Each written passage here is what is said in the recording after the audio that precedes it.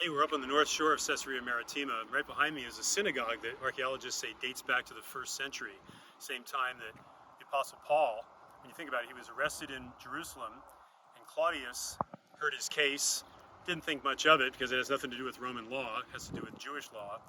So his plan is to say, well, I'm going to send you over to the coast, to Caesarea Maritima, where Felix is there. He's the governor. And yet Paul's nephew finds out about a plot to kill him on the way there. So they end up sending 200 spearmen, 70 cavalry, and 100 foot soldiers as his guard, take him down from Jerusalem here to Caesarea.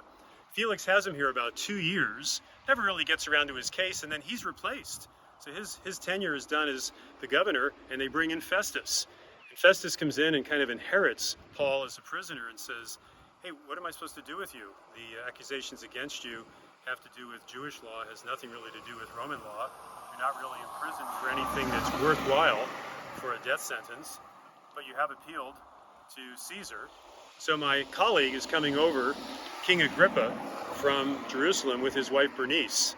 And they come down to the coast here at Caesarea, and we have that famous discourse where Paul interacts with Agrippa and says, look, I know that you know about the Jewish law. You know about Moses and the prophets and the Psalms.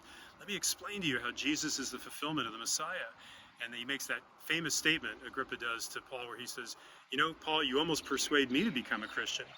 And Saul's response is, oh, that I wish it were so, King, that you would do so. And the king makes the final comment. He says, you know what? Much like Pontius Pilate, there's really nothing you've done that's worthy of death by Roman law, but because you went ahead and appealed to Caesar, I would have normally just let you go at this point, but because of the appeal, we're going to send you to Rome. And so it's out of Caesarea Maritima that Paul gets on a ship and ultimately makes his way through the latter portion of the book of Acts to get back to Rome.